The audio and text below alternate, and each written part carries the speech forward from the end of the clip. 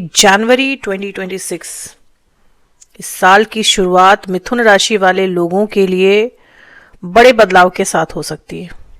खासकर 15 जनवरी के बाद आपकी लाइफ में बड़ा ट्रांसफॉर्मेशन, बड़ा बदलाव आना तय है।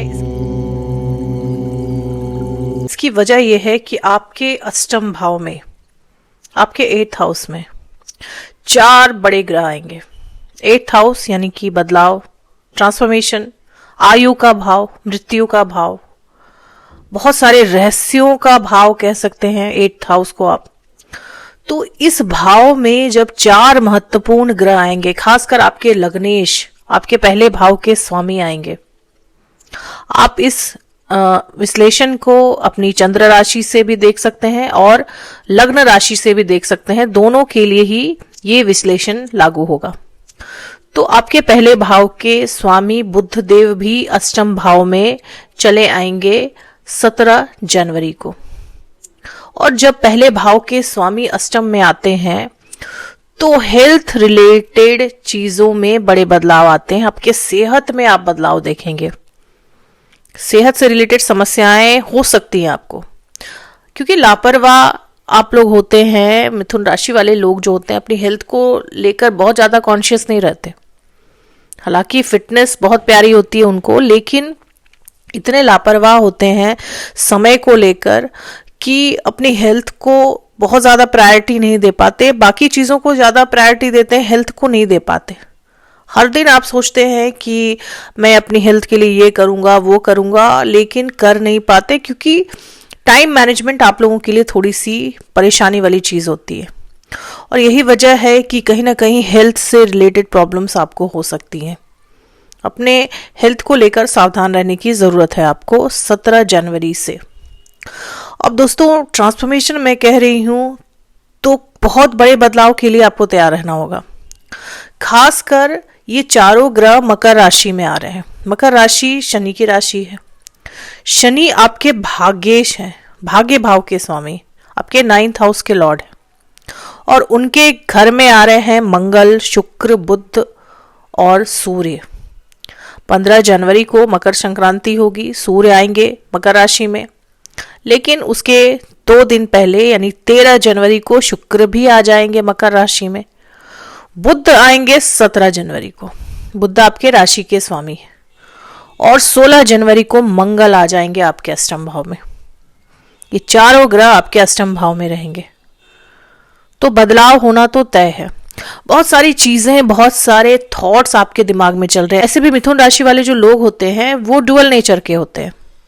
कहीं ना कहीं एक डुअल पर्सनालिटी होती है, द्वि स्वभाव राशि है मिथुन राशि। तो जब भी कोई बदलाव होना होता है, जब भी कोई चेंजेस आने होते हैं आपके लाइफ में, आप बहुत ज्यादा सोचते हैं, ओवर थिंकिंग करते हैं, क्योंकि वायु तत्व राशि भी है। तो ओवर थिंकिंग आप करते हैं, इस वजह से भी हेल्थ रिलेटेड इश्यूज आपको हो सकती है।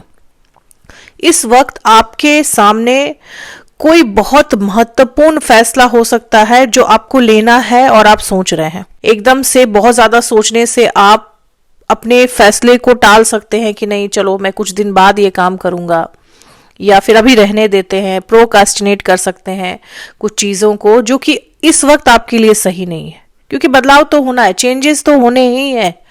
आप नहीं करेंगे तो खुद ब खुद हो जाएंगे। तो बेहतर ये है कि इस वक्त आप दिमाग की बजाय अपने दिल की सुने और जो आप करना चाह रहे हैं, जिस बदलाव की तरफ आप बढ़ना तो चाह रहे हैं लेकिन बढ़ नहीं पा रहे, उधर आप बढ़ जाइए। आपके लिए ये बदलाव कहीं ना कहीं पॉजिटिव ही रहेगा, खासकर करियर के मामले में, लव लाइफ के मामले में और मैरिड लाइफ के मामले में। इन तीनों मामलों में बदलाव के लिए आपको तैयार रहना चाहिए, क्योंकि आपके पंचमेश भी आपके अष्टम में है। मंगल उच्च के होकर बैठेंगे अष्टम भाव में। मकर राशि में मंगल उच्च के होते हैं। सूर्य भी रहेंगे और शुक्र और बुध भी रहेंगे साथ में। तो लव लाइफ में चेंजेस आएंगे, वैवाहिक जीवन में भी बदलाव आएंगे और करियर में तो जरूर आएंगे, क्योंकि शनि की राशि में बैठे हुए हैं ये सभी ग्रह। और शनि आपके 10th हाउस में 10वें भाव में बैठे हुए हैं। 10वें भाव में शनि अच्छे परिणाम देते हैं, क्योंकि काल पुरुष की कुंडली में शनि 10वें भाव के ही मालिक हैं और आपके तो भाग्येश हैं। आपके लक का जिम्मा शनि को ही मिला हुआ, आपके भाग्य का जिम्मा शनि को मिला हुआ है। हालांकि शनि स्लो रिजल्ट देते हैं। शनि कोई भी चीज आपको देते हैं तो एकदम से नहीं देते, धीरे धीरे देते हैं। लेकिन जो चीजें शनि देते हैं वो स्टेबल होती हैं, वो फिर आपसे कोई नहीं छीन सकता। जो चीजें धीरे धीरे बनती हैं वो बहुत स्टेबल होती हैं, उस चीज को कोई हिला नहीं सकता। तो जो चीज शनि देव देते हैं वो आपकी लाइफ में रह जाती है। ये नहीं कि राहु की तरह आज कोई सक्सेस दे दी और कल छीन लिया, ऐसी स्थिति शनि नहीं बनाते। शनि जो देते हैं वो देते हैं, और जो नहीं देते वो नहीं देते हैं। तो शनि अभी आपके 10वें भाव में है। हालांकि शनि जब 10वें भाव में है तो मेहनत से नहीं भागना है आपको प्रोकास्टिनेट नहीं करना है, चीजों को टालना नहीं है, क्योंकि शनि देव इन चीजों से बहुत ज्यादा खुश नहीं होते। अगर आप चीजों को टालते हैं, आप प्रोकास्टिनेट करते हैं, आप आलस्य करते हैं, तो फिर शनि यहां पर रिजल्ट बहुत स्लो कर देते हैं, कभी कभी तो रोक देते हैं। आपने जो भी फैसला लिया है नए काम को शुरू करने का, वो आप कर लीजिए। नया काम शुरू करने के पूरे पूरे आसार बन रहे हैं। कोई नया बिजनेस स्टार्ट कर सकते हैं आप। अगर ऑलरेडी आप जॉब में हैं तो भी आप हो सकता है कि नया काम, नया बिजनेस शुरू करें, क्योंकि मिथुन राशि वाले जो लोग होते हैं वो इंडिपेंडेंट स्वभाव के होते हैं, किसी के दबाव में रहकर काम करना नहीं चाहते। तो बहुत लंबे समय से आपके दिमाग में ये बात चल रही होगी कि मुझे काम बदलना है, काम चेंज करना है, मैं अपना काम करूं, अपने तरीके से करूं। क्योंकि क्रिएटिविटी तो आप लोगों में बहुत होती है, क्योंकि आपके 5वें भाव के स्वामी शुक्र होते हैं, तो क्रिएटिविटी होती है आप में। और आप दबाव में जब काम करते हैं तो उतने बेहतर तरीके से नहीं कर पाते जितने बेहतर तरीके से आप इंडिपेंडेंट होकर काम करते हैं। तो इस तरह के विचार आपके मन में आ रहे होंगे और आप उसको लेकर कहीं ना कहीं आगे बढ़ेंगे बड़े बदलाव की तरफ। और ये बदलाव आने वाले समय में आपके एक मजबूत भविष्य की नींव रख सकता है। हो सकता है कि रिजल्ट स्लो हो, स्टडी हो, लेकिन जो रिजल्ट होगा वो आपको चौंका देने वाला होगा। आपको ही नहीं, आपसे जुड़े सभी लोगों को चौंका देने वाला होगा। तो ये वक्त बदलाव का है, चेंजेस का है। ले लीजिए, फैसले कर लीजिए। आपके लिए फैसले जो है वो बेहतर ही रहेंगे। बात करें आपके लव लाइफ की, लव लाइफ में भी बहुत बड़ा बदलाव आएगा, क्योंकि 5th हाउस के लॉर्ड है शुक्र देव। शुक्र भी अष्टम में आ रहे हैं, तो लव लाइफ में भी चेंजेस जरूर आएंगे आपके लव लाइफ में।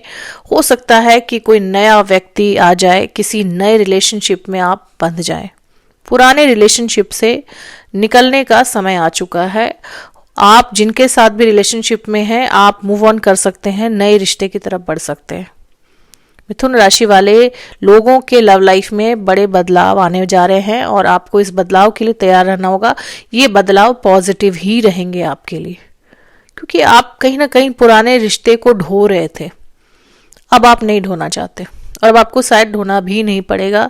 कोई नया शख्स आ सकता है, आपकी लाइफ में एंटर कर सकता है। इसके अलावा मंगल उच्च के रहेंगे आपके अष्टम भाव में। प्रॉपर्टी से रिलेटेड कामों में, लैंड से रिलेटेड कामों में, वसीयत से रिलेटेड कामों में आपको फायदा हो सकता है, वसीयत प्राप्ति हो सकती है।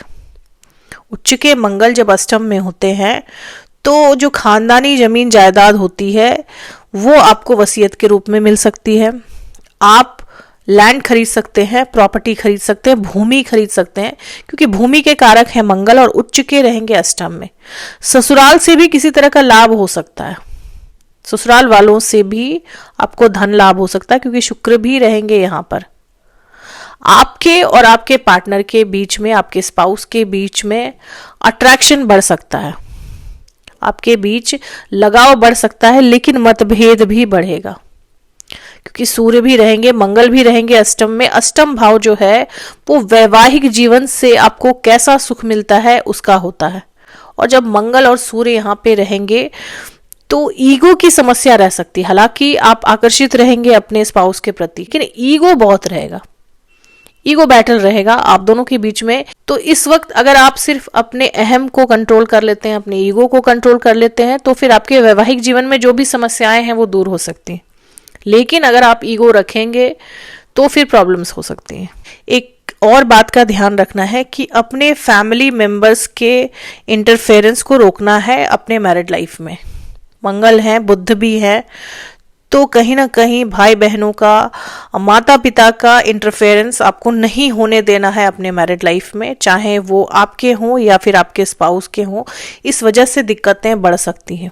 बहुत सारे ग्रह अष्टम भाव में हैं, तो हेवी रहेगा अष्टम भाव, तो आपको यहाँ पर स्थितियों को संभालना है, इंटरफेरेंस नहीं होने देना है रिश्तेदारों का अपने मैरिड लाइफ में। आपके और आपके स्पाउस के बीच में जो भी समस्या है उसको अपने तक रखें और बातचीत से सुलझाने की कोशिश करें। जरूर सुलझेंगी समस्याएं, क्योंकि शुक्र है तो वैवाहिक जीवन से सुख तो देंगे आप। आपके 7th हाउस के लॉर्ड यानी बृहस्पति देव आपके पहले भाव में है। जीवन साथी का सहयोग आपको रहेगा, जीवन साथी आपको मोटिवेट करेगा, क्योंकि 7th हाउस के लॉर्ड हैं बृहस्पति देव, 7वें भाव के मालिक हैं और पहले भाव में बैठे हुए हैं। अगर आप अपने जीवन साथी की बात मानते हैं, जीवन साथी के सहयोग से कोई काम शुरू करते हैं, पार्टनरशिप से कोई काम शुरू करते हैं, तो उसमें आपको तरक्की मिल सकती है, क्योंकि बृहस्पति बहुत अच्छी पोजीशन में है। पहले भाव में बृहस्पति अच्छे परिणाम देंगे आपके मैरिड लाइफ में। इंटरफेरेंस बस आपको अपने घर वालों का नहीं होने देना है, अपने मैरिड लाइफ में किसी भी रिश्तेदार का नहीं होने देना है।